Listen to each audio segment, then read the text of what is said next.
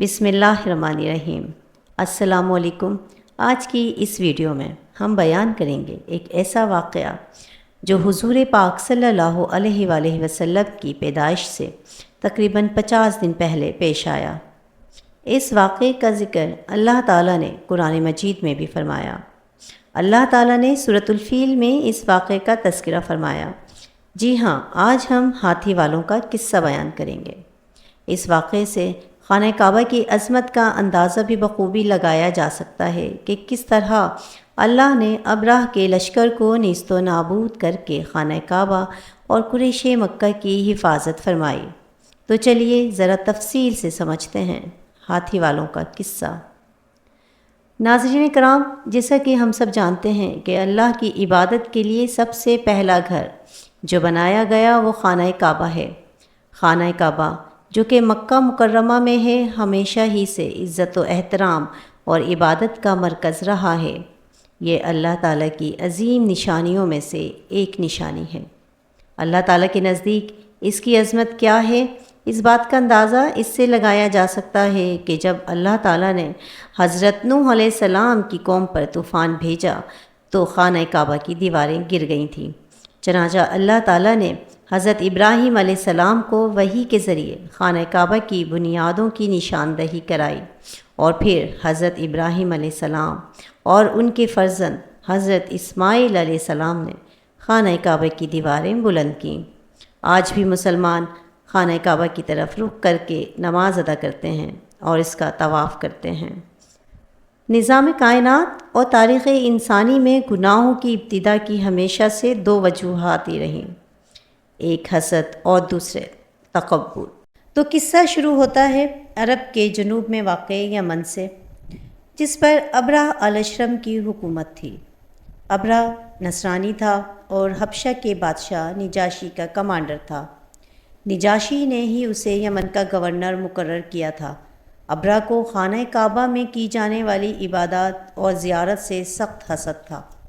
اسی حسد کی وجہ سے اس نے یمن کے علاقے صنعا میں ایک خوبصورت اور نہایت عالیشان بڑا گرجا گھر بنوایا تاکہ عبادت اور زیارت کے ذریعے پیسہ کمایا جا سکے۔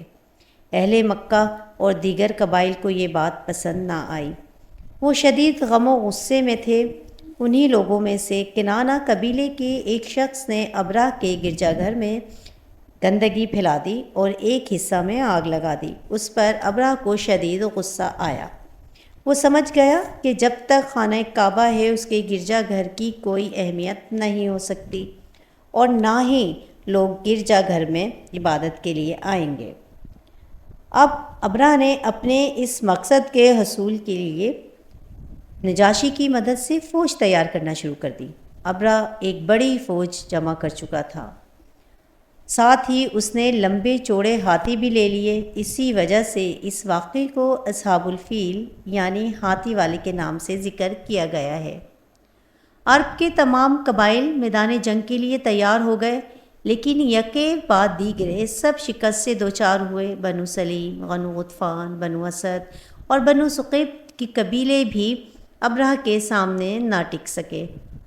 ابرہ کی فوج کا رخ اب مکہ مکرمہ کی طرف تھا۔ اس کا ارادہ معاذ اللہ خانہ کعبہ کو گرانے کا تھا۔ مکہ مکرمہ پہنچنے سے پہلے ابرہ نے اہل مکہ کے پاس پیغام پہنچایا کہ وہ صرف خانہ کعبہ کو ڈھانے کا ارادہ رکھتا ہے، اہل مکہ سے جنگ نہیں کرنا چاہتا، لیکن اگر انہوں نے اس کو روکنے کی کوشش بھی کی تو وہ ان کو برباد کر دے گا۔ ابرہ کی فوج جب طائف پہنچی تو اس نے مکہ کے لوگوں کے مویشی پکڑنا شروع کر دیے۔ حضرت عبد المطلب کے بھی تقریباً 200 اونٹ پکڑے گئے۔ حضرت عبد المطلب حضور صلی اللہ علیہ وآلہ وسلم کے دادا کا نام ہے اور یہ قریش کے سردار تھے۔ نہایت وجیح، بلند قد و قامت کے باوقار شخصیت کے مالک حضرت عبد المطلب جب ابرہ سے ملاقات کرنے پہنچے تو وہ انہیں دیکھ کر نہایت متاثر ہوا اور بہت مرعوب ہو گیا۔ حضرت عبد المطلب نے ابرہ سے اپنے اونٹوں اور دیگر مویشیوں کی واپسی کا مطالبہ کیا تو ابرہ حیران ہو کر بولا کہ میں تو سمجھا تھا کہ آپ خانہ کعبہ کو نہ گرانے کی بات کریں گے، لیکن آپ نے تو صرف اونٹوں کی بات کر کے مجھے مایوس کیا ہے۔ حضرت عبد المطلب نے جواباً کہا کہ اونٹ میرے ہیں، اس لیے میں نے تم سے اونٹوں کی بات کی ہے، جبکہ خانہ کعبہ اللہ کا گھر ہے اور وہ خود اپنے گھر کی حفاظت فرمائے گا، مجھے اس کے لیے فکر مند ہونے کی ضرورت نہیں۔ یہ شد سن کر ابرہہ جلال میں آ کر بولا کہ تو پھر سن لیجئے، خانہ کعبہ کا نام روئے زمین میں اب باقی نہیں رہے گا۔ ابرہہ سے ملاقات کے بعد حضرت عبد المطلب اپنے اونٹ اور مویشی لے کر واپس آئے تو انہوں نے اہل مکہ کو شہر خالی کرنے کا حکم دیا اور انہیں پہاڑوں میں پناہ گزین ہونے کو کہا، اور خود خانہ کعبہ کا دروازہ پکڑ کر اللہ سے فریاد کرنے لگے کہ اے اللہ، اپنے گھر کی حفاظت فرما اور اس کے لشکر سے اپنے عزت والے گھر کو بچا لے۔ دعا کرنے کے بعد حضرت عبد المطلب پاس کے پہاڑوں پر چڑھ گئے۔ صبح کے وقت ابرہہ نے خانہ کعبہ کو ڈھانے کے لیے ہزاروں سپاہیوں اور ہاتھیوں کا لشکر ساتھ لیا اور خود بھی ایک بڑے طاقتور ہاتھی پر سوار ہوا جس کا نام محمود تھا۔ لشکر جب وادی محصر میں پہنچا تو اس کا ہاتھی زمین پر بیٹھ گیا اور آگے نہ بڑھا۔ ہاتھی کو اٹھانے کی ہر ممکن کوشش کی گئی لیکن تمام کوششیں بیکار ثابت ہوئیں۔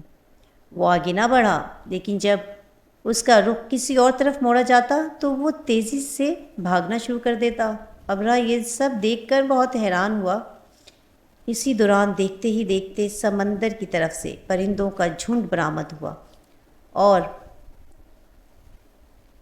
چند ساعتوں میں ہی وہ سارے لشکر پر چھا گیا۔ چھوٹے چھوٹے پرندے جنہوں نے اپنی چونچوں اور پنجوں میں کنکریاں اٹھا رکھی تھیں، ان پرندوں نے اللہ کے حکم سے یہ کنکریاں ابرہہ کے لشکر پر پھینکنا شروع کر دیں۔